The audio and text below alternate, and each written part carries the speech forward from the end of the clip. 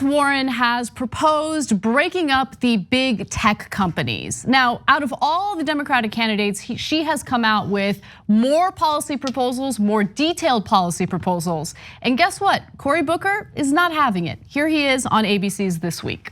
Elizabeth Warren's already out there saying break up Facebook, break up Google. But I don't think break up Amazon. Right, but I don't think that a president should be running around pointing at companies and saying breaking them up without any kind of process here. It's not me and my own personal opinion about going after folks. That sounds more like a Donald Trump thing to say, like, I'm going to break up you guys. No, we need to create systems and processes. You just compared Elizabeth Warren to Donald Trump. I most certainly did not. Well, that's what she's saying. She's the one that's saying that. Well, again, she has. Let her discuss and debate her positions. I'm telling you right now, we do not need a president that is going to use her own personal beliefs and tell you which companies we should break up. Okay, so what are your positions? I'm very, very curious, right? Other than giant favors for the pharmaceutical industry so we can't negotiate drug prices. Anyway, her policy is actually pretty detailed, and New York Times, of all places, went into detail about her policy and talked about exactly what she would attempt to do. So let me give you those details. Let me fact check Cory Booker and tell you exactly what she wants. So Warren laid out her proposal calling for regulators who would undo some tech mergers, as well as legislation that would prohibit platforms from both offering a marketplace for commerce and participating in that marketplace. So for instance, if you're on Amazon, you can use Amazon to purchase products, but Amazon also creates its own products that you can buy in that marketplace. Companies would be barred from transferring or sharing users' data with third parties. Dual entities such as Amazon Marketplace and Amazon Basics would be split apart. Now let's go to process a little bit. Warren's plan creates two tiers of companies that would fall under the new regulations. Those that have an annual global revenue of $25 billion or more, and those with annual revenue of 90 million to 25 billion. The upper tier would be required to structurally separate their products from their marketplace. Smaller companies would be subject to regulations, but would not be forced to separate themselves from the online marketplace. Anyway, if you read the proposal, it's incredibly, incredibly detailed. And for him to just claim, oh, there's no processes, she's just like Trump. First of all, it sounds like your consultants told you to compare her to Trump. 100%. Right, and that's such a low, below the belt hit, and it's disgusting. And secondly, what are you proposing? Like, what do you bring to the table? Because so far I haven't seen anything. He's agreed with some other proposals. Okay, so look, this is why Cory Booker would have been a good politician in the 1990s, and that's what TV pundits look for. So they really like Cory Booker. Him and Klobuchar are artificially inflated because all the TV pundits like them, and they keep putting them in the upper batch of candidates based on really nothing. And they're, even with all that extra hype and marketing, they're still polling at 2%. At most I've ever seen is like 3%. Sad. And so why? Because for this day and age, Cory Booker is actually a pretty bad politician.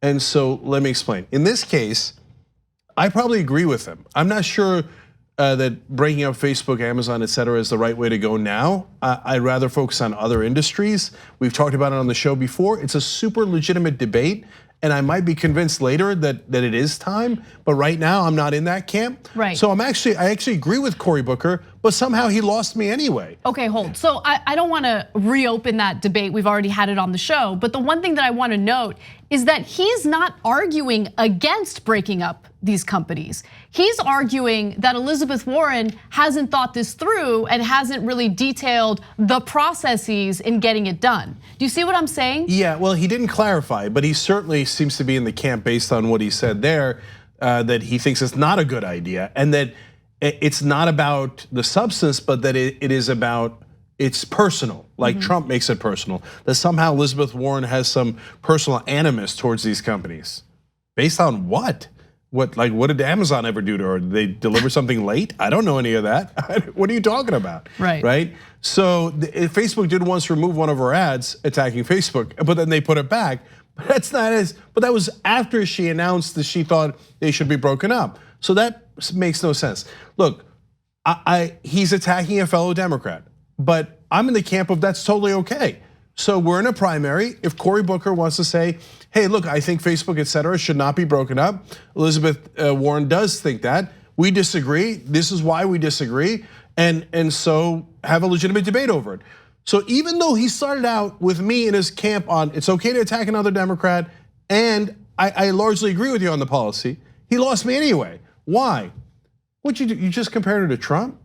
What the hell did you do that for? Because that's needlessly, gratuitously demeaning for no reason at all, other than probably one of your consultants told you, just compare progressives to Donald Trump. They're both radicals, and that'll shore up your centrist base. How's that working out for you, Cory?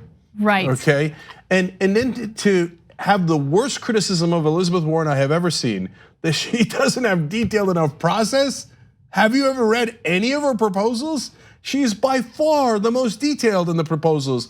That's not even close.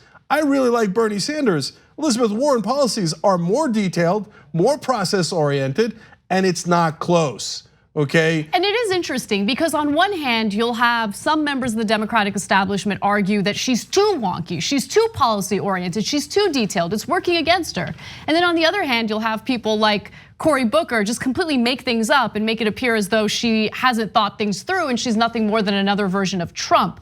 And I think the attempt to compare her to Trump was a way of getting some cheap buzz. Because again, what has he brought to the table? If you bring something new and exciting policy-wise to the table, people would discuss your policy, but no one's discussing your policy because you've brought nothing new and exciting to the table.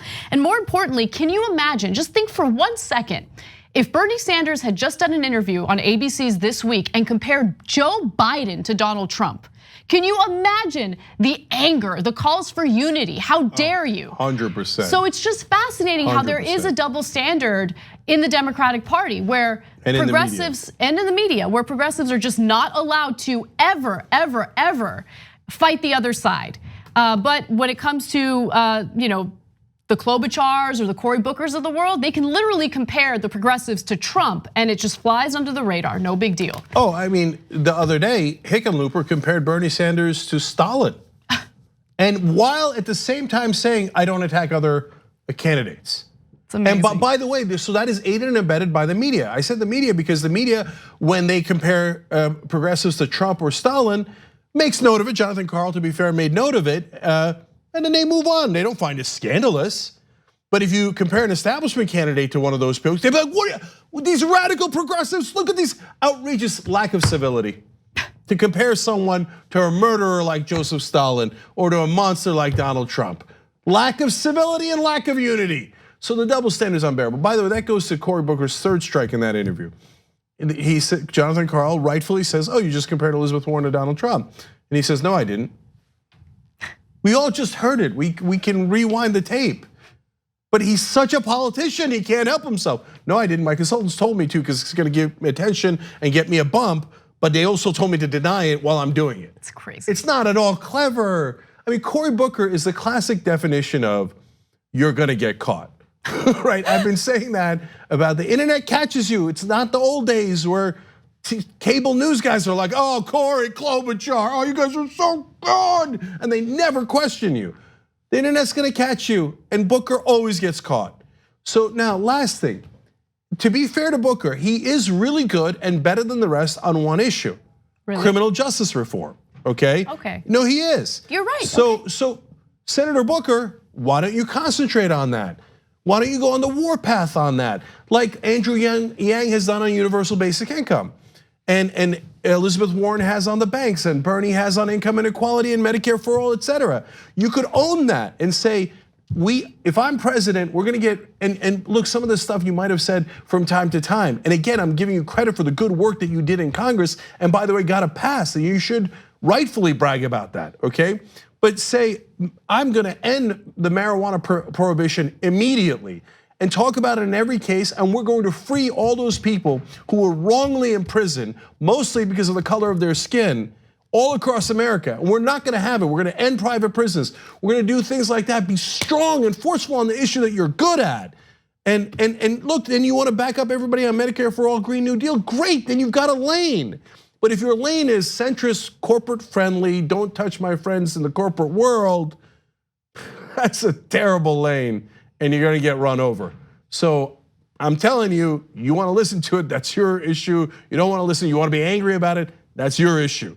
But that's the reality, and this is not playing well. Nobody looks at that interview and thinks, Booker nailed it, Warren's just like Trump. Thank God, I'm now voting for Cory Booker. Said 0 people in America. On the go? Don't worry, we got you covered. You can still listen to TYT at our new podcast network. Find us on Apple Podcasts, the Google Play Store, or at tyt.com/podcast.